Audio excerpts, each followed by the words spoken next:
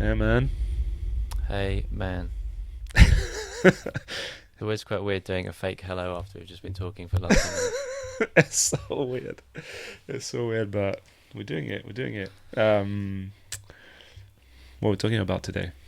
We are talking about an app that hopefully the listeners have either seen or heard about or maybe played with, which is called ID by Ammo. Ammo, we were just trying to work out is what the company's called, and ID is what the app is called, but we're just saying it seems to be like it's built to be quite confusing and a bit of a conversation Yeah. starter, which is cool. It kind of came out of nowhere last week, at least on the like my radar on Twitter. I don't know when did you hmm find out about it, but I it was looks like invited to it. That yeah, was the first time. yeah. So that's we'll get to that. The reason why I want to talk about it is because it's refreshing to see people trying to build social networks, social platforms that are different. hmm Obviously, we've seen the rise and fall of Be Real recently, and like others that are trying to disrupt the way social media is consumed and connections are made. Still to be proven to work, but there's some interesting concept. I think one of the main reasons why we want to talk about it in this podcast for one of the short episodes is because the app is fucking unbelievable to to begin with. Whether it works or not, you have Mm. to admire the craft Mm. of this app. So anyone who haven't tried the app yet and is like us marketers in growth in product, like go check out their like app just for the onboarding flow part is great. I Mm. actually screen recorded the whole thing to keep it and send to the people at Nude in my team, because it's very refreshing, very refreshing. Yeah, But it is very cool. Can we less, share a yeah, can you share an invite link? We could put it in the show notes. yeah. I think we can add it to the show note. Yeah, for sure, And then you for guys can sure. all be our friends on ID. Yeah, we can. Well, we'll talk about what it does, but basically, it's a Yeah. giant Figma board where you create stickers and you can put stickers on of anything on other people's. It's a giant mood board Mm. for your personality. That's what it does for now, and And they it might sounds, I probably mean, change and it. like when you would imagine if you walked into a pitch and you said that to a VC, they'd be like, okay, it just sounds like Pinterest and Figma and a million other things. Yeah, But these guys have managed to secure an $18 million raise at a $100 million valuation in the pre-launch. crazy pre-launch in a crazy climate right now where nobody's getting anything in the VC world. But we should say that it's got 10 co-founders, and all of those Yeah, 10 were the initial team at a previous app called Zenly, which was acquired by Snapchat. So they've obviously got pedigree, and things are different when you're trying to raise money and yeah. you've sold your business to Snapchat. Exactly. It's still very impressive. So Mm. well done to the team if one of them listened to it. I think we'll probably be one of the first one to talk about it in a podcast, to be honest, because it's literally Mm. just coming out as we speak. I checked this morning on the UK App Store; it was number 20 on the social rankings, social apps rankings, which is not Mm-hmm. bad for just a launch being top 20. They're not doing any paid; it's all organic, so it's pretty impressive already. But the thing that got it under my radar was last week on Twitter. We both consumed the content of a guy we mentioned a few times already in the pod called Nikita Beer, who's a bit of a serial killer when it comes to launching apps and selling them to Mm-hmm. bigger players. I think he's Most done it recently, twice. Gas app. Yeah, most recently Glass App. Previously TBH, I think. Mm-hmm. Very similar apps both times, and both sold to crazy numbers. And I saw on his it was funny. I saw on his timelines the copy caught my attention because he said the future is French, and I was like, "Oh, what is this?" And there was a video underneath because I knew already the future was French because I'm French, so it makes sense to me. But there was a little video. I think one of the co-founders. So you said there's 10. I didn't know there was 10 co-founders, showing the app to him. So they must have met with him as well. So the fact that he's like somehow involved, maybe closer than we know, makes sense when it comes to the growth mechanisms, the growth loops that they've put into the onboarding, which are very similar to what Nikita Beer is known for, which is inviting your friends type of mechanism in a very put in a very slick way inside an onboarding flow. So that's what got me into it. And then I was like, how do I sign up? And I think I got invited by Yusuf, our common friend. There we go. We both got invited by him. So maybe we should start with that. So you can only access it through an invite, and also you can only access it once you have invited somebody. So rather than it being the usual screen that pops up and says, "Do you want to invite your contacts?" and you can say no, in this instance you cannot continue unless you invite 1 or 2 friends. Yeah, I actually invited him back. 3. So I invited him back, and that's how I got.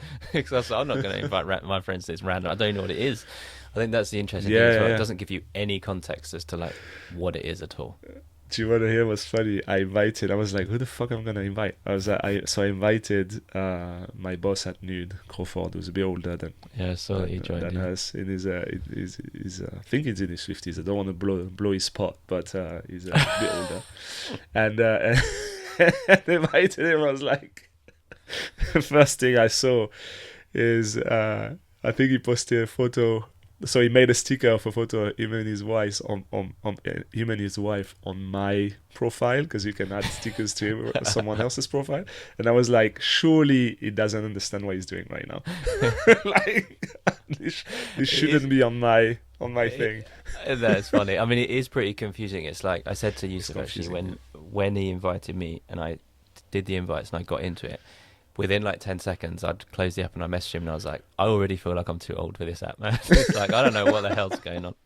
But then I went back in, and then after it actually, because when I first joined, I was only connected to him.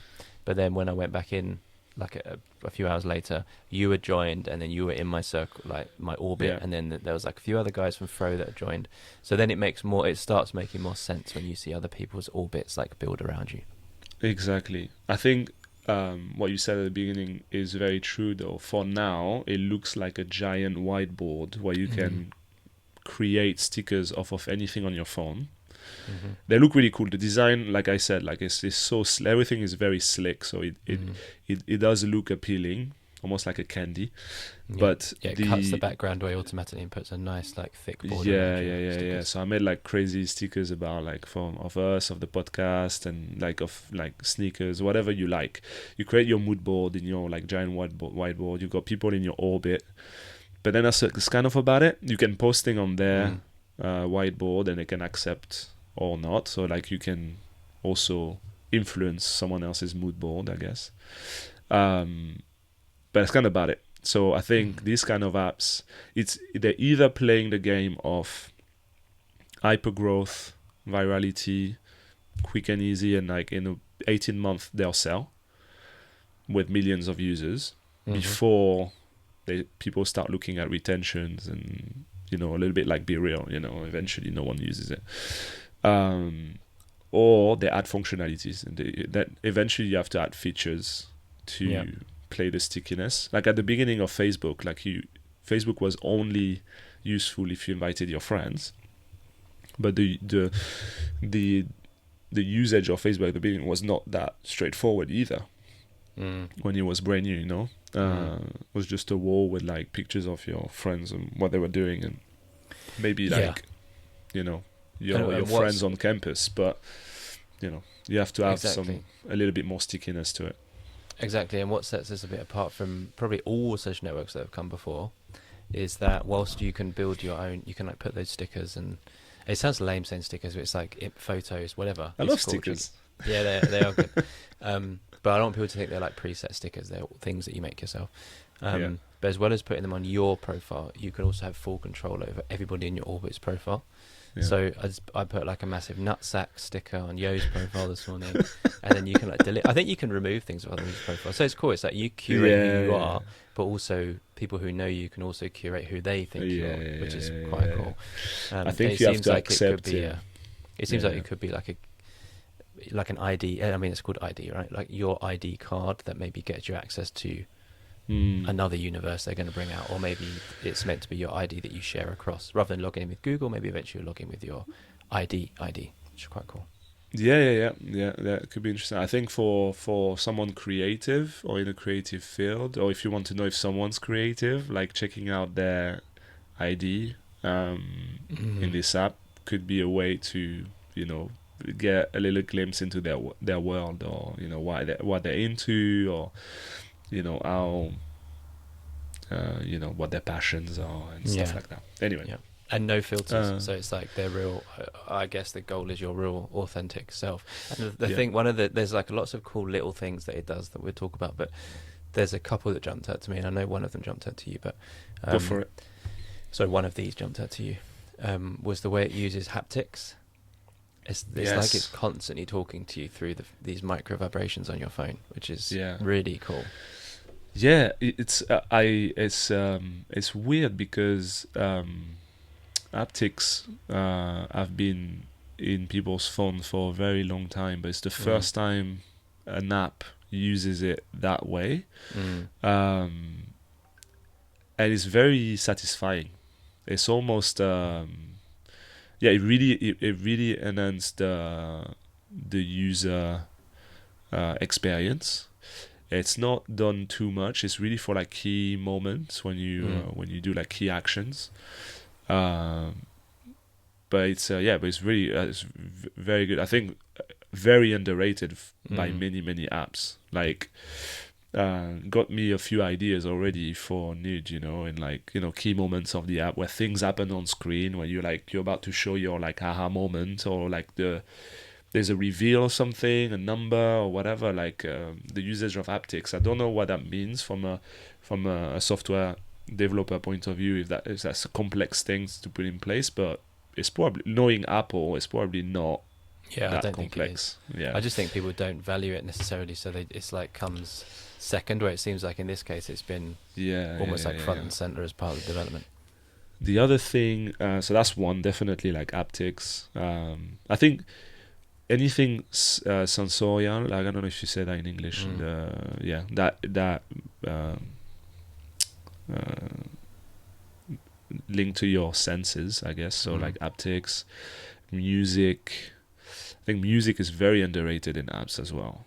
Like I think there could be a lot more usage. I think they do use in the intro, in the onboarding, if you have your sound on, there's a little music, there's an animation and music going on. This is great. And video. What's like sight, sound, touch, smell. Obviously, you can't have an app doing the taste. You can't do taste or smell. But if you can tap into as many as possible, that's a quite a powerful hook. Yeah, for sure. So that's definitely one. The other thing that they do, which is also very cool, very on trend with some of the discussion about phone usage and mental well-being and stuff, is when you caught up with everything, it says you've now caught up with everything, this app will shut down now, and they actually shut down the app for you. I love that. It's as marketers, we know it's a little bit, not bullshit, but we know what they're doing, but it's no one's doing that. It's genius. It's a very easy way to differentiate yourself, and you caught up with everything. Like, their goal is not to keep you on for hours and hours and hours. I mean, unless you've got ads in there, right? There's no need. As long as you've got your DAUs, your MAUs going up, and the people who are opening it every day. And to be honest, if you they're not, obviously you can reopen it again, but as long as if you don't build functionality that makes people feel like they need to be in it for hours, then it just delays that burnout period, in my opinion. So if you just use it for 10 minutes a day, I feel like that's quicker to build a habit or something than you're like, oh shit, I feel like I need to be scrolling this app constantly for like hours. And that brings me to the next point, is like, even if they do that, so they shut down the app when you're caught up with everything, they're also already very well versed in using push notification to bring you back. Yeah.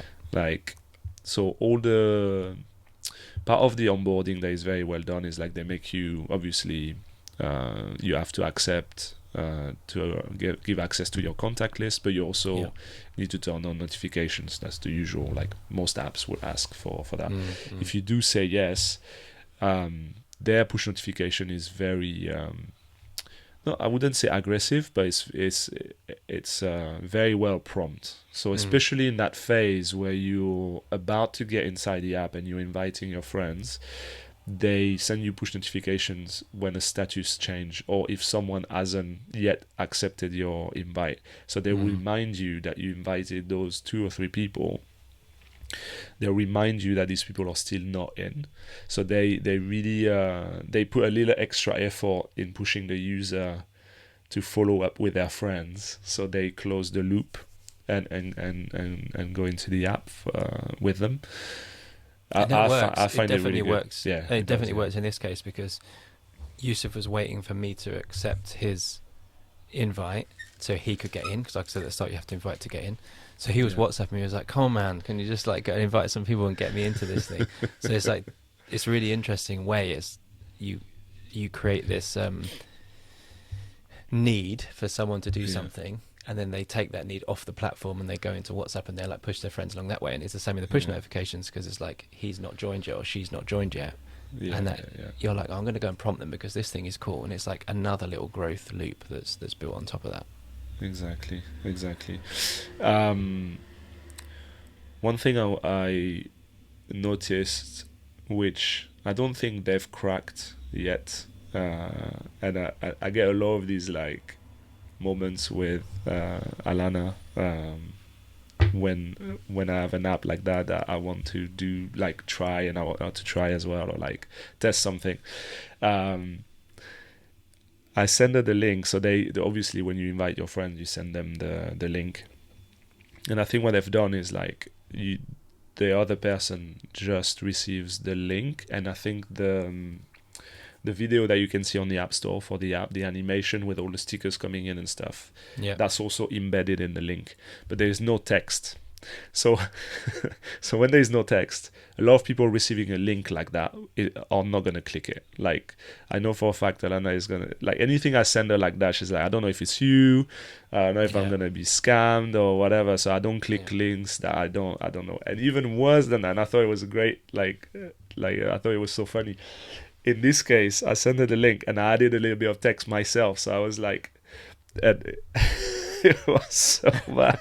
It was like, check this out, X, with a little kiss. And like, she was like, even with your message, it sounds so like dodgy as fuck. It's so spammy. Check this out. Like, that is actually something that nobody has nailed, because it's like, what do you say when you invite a friend to something? You know, what the hell do you say? It doesn't sound cheesy or shit or like spam. Exactly. I think, and to be honest, I don't have the answer to that. I don't know, like, what automated text could you put in there that looks authentic, so it doesn't look like you're trying to scam your friends, or that it's a dodgy link or something. But I thought it was really funny, because even when I added the text, I made something that sounded like really dodgy anyway. So that was funny. But what did we not say? I think the way your main, so you have a main like avatar, whatever. So instead of just uploading a photo, it's like it's almost like a very short boomerang type thing. So it doesn't even show you a preview of what you're recording. It just shows you this like character's head like moving around, and you get a circle going around. And it's just like, say my head was like going left to right, it would just be like left to right, and then that's just what your like icon does, your avatar does in the app, which is cool. It's like another thing. It's like that, the haptics, the inviting, the push notifications. There's all these things that are built in that aren't big features, but they're just like small fun things that get people talking. Oh, have you seen that app that does that cool thing with the profile? Have you seen that app where it does the cool thing where it automatically cuts out your stickers? There's like loads of things that different people would find interesting to talk to their friend about. It looks like every single interaction or moments in the app, they've really thought through what was going to be the differentiation, or the new thing that no one does that they could do. I guess that's why we wanted to talk about it in this episode, is because they're in every single interaction. I think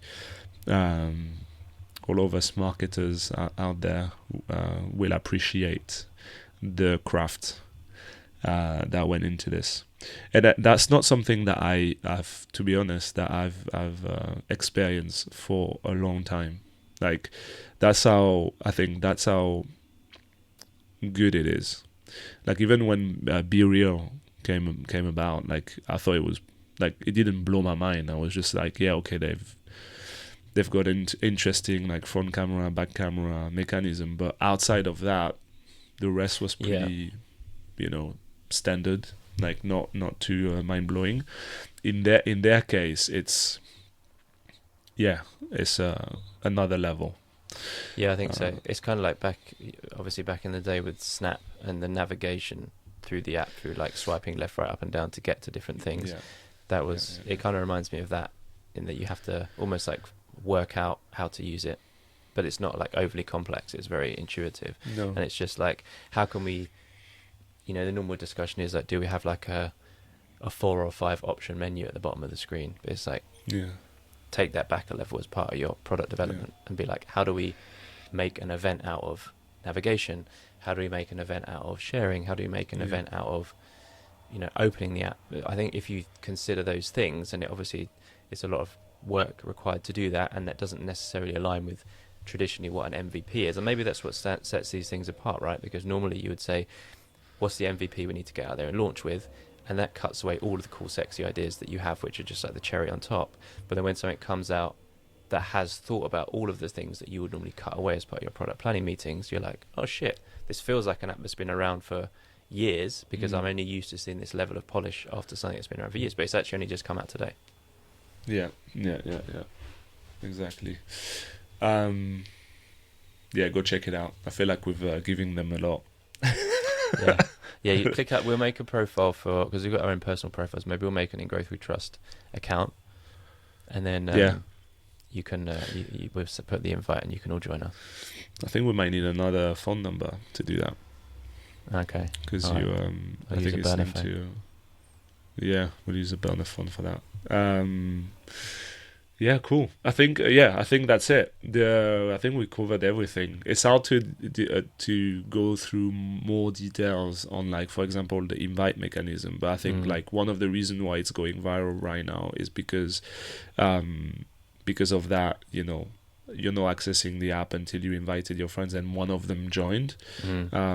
Is what's gonna propel the app for the first few weeks, first few months, easy. And hopefully what they're trying to, we know what they're trying to get to is having like a viral factor, a K factor above 1, basically. If you have that, these guys are in a lucky position where we don't know the full go-to-market strategy here, but they have a profile. They know they're going to get PR, and like tech, you can go on any tech blog this morning, like TechCrunch or whatever, and there's an article about it. They're going to get that. They're going to get a push from their friends like Nikki Tabiria, all the other entrepreneurs having the space. So it's like you could go and build an app which has this invite mechanism, but it's not going to go viral tomorrow. You need to have that initial push. For these guys, in my opinion, it's being able to like tap into PR and the industry and just get like influential tech people. Yeah, for sure. And and then if they got that much investment, they're definitely new people to begin with. It's not 2 random new guys who came out of nowhere. Well, it's actually 10 people that that came from somewhere and were very successful in a past. But no, it's great. It's great to see innovation overall. I think that's cool. Innovation coming from France, that's really nice too. And yeah, we'll see how this app does. But yeah, definitely go have a look for all of these things that we mentioned. I think you might get a couple of ideas from it. Yeah. Let us know what you think. Yep. Well, we'll see you on ID. See you on ID.